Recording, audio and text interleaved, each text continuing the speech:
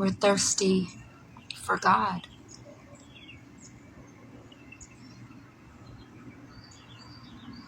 And we don't all consciously know it because it's a world of distractions.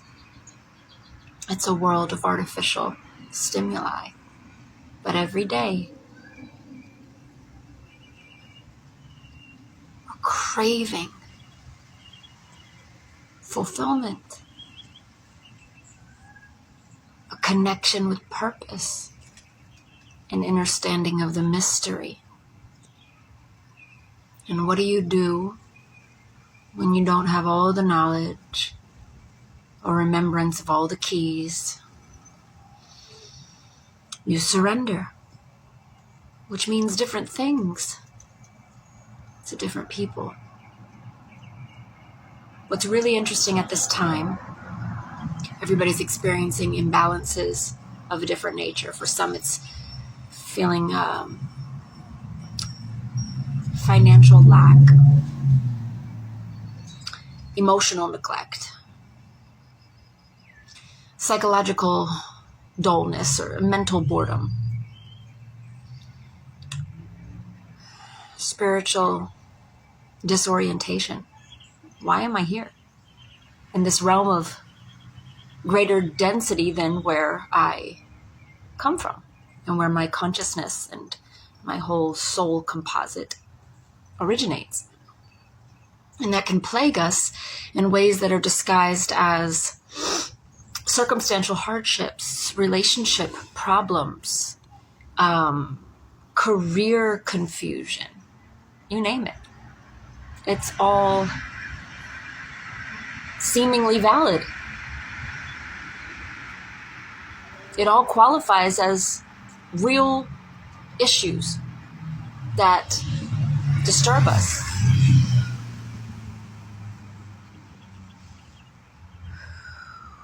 You know, to imbibe what's available in the mana, in the ethers, to be connected psychically to the web that's part of the tree kingdom, the star system.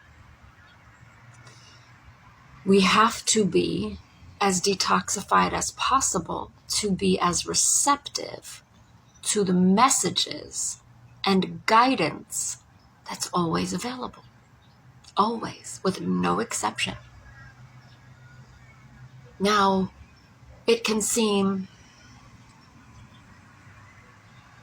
frazzling when there's a nervous system that's already been through so much and feels irreversibly traumatized. Or feeling like our well-being is at the mercy of random forces or other people's goodwill, and how discouraging and disempowering that can feel.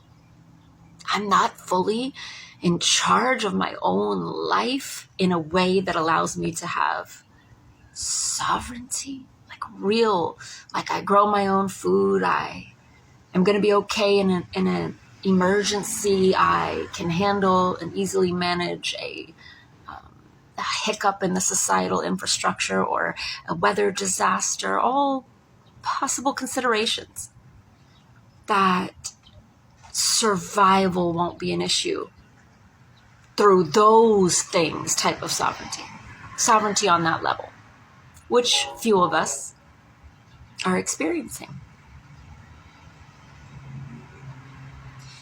The goodness and grace of the Most High, like the highest source where you can't go higher, so to speak, frequency-wise, abundance-wise, wellness-wise, bliss and ecstasy-wise, that Most High source brought forth us and how magical and how humbling it is to experience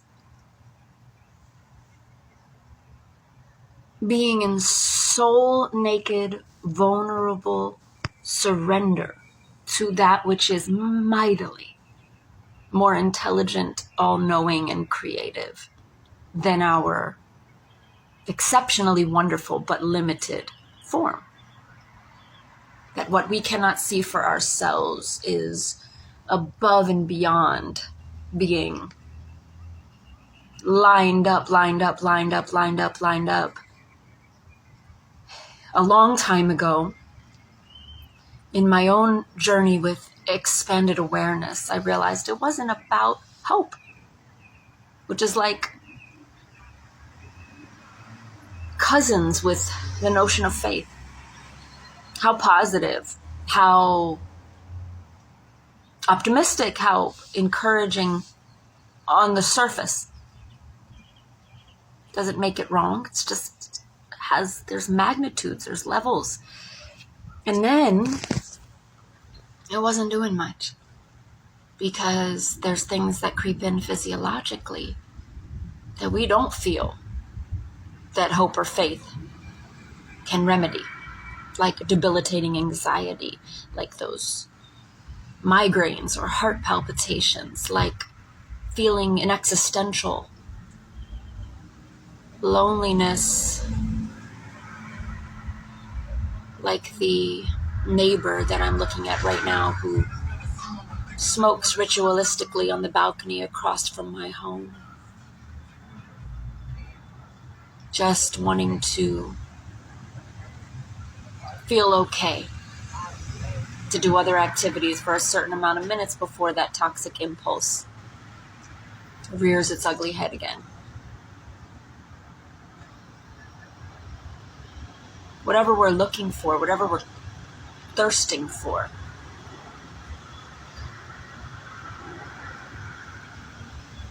the goodness that's available is more experienced by us when we consciously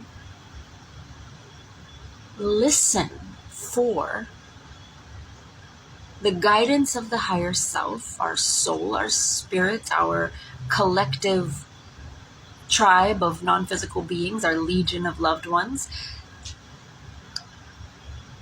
The ultimate truth is it's all one, but it doesn't help our lives right now. Just to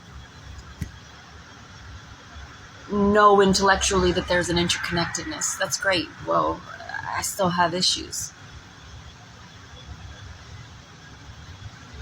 And when you're burdened by something that you can't, with your resourceful mind and your current connections, find a way to improve the conditions of, or fix, heal, cure,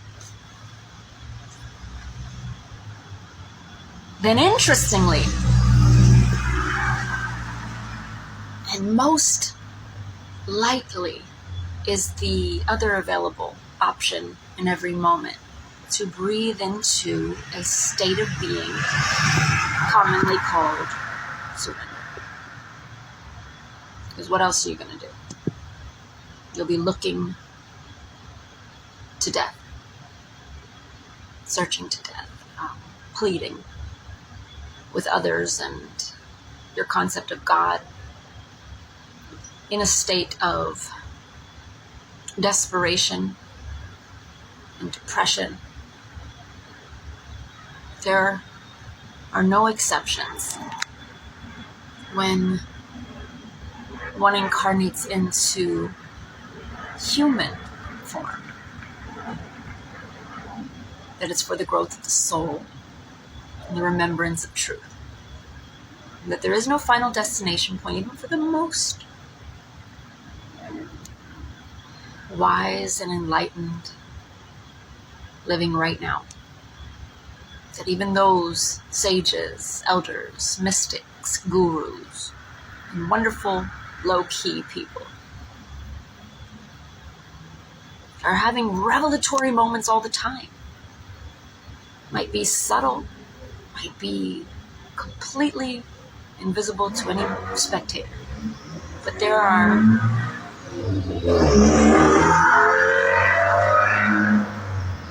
endless gems when we are aware that we don't have to mine for them. We don't have to go mining. We don't have to feel down that today didn't seem to produce a rare ruby or a precious diamond.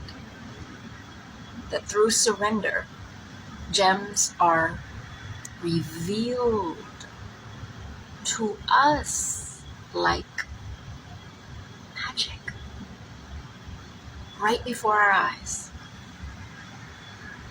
No trying. Act when compelled, act when inspired, act when natural to act, to take an action, to exert energy outwardly. But to just as much, if not more, chill out, be easy, melt into your natural state, my natural state, our natural state, which is ease, which is playfulness, which is a sense of humor, which is lightness, which is creative expression, innovation, pleasure, enjoyment. If the body is polluted, if the mind is littered,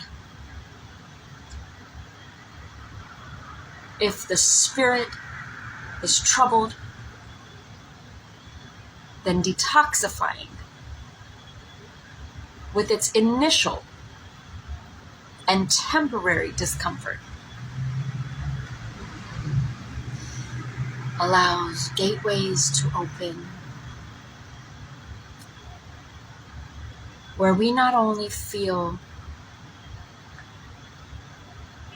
the goodness of God, the peace of God, the clarity and guidance,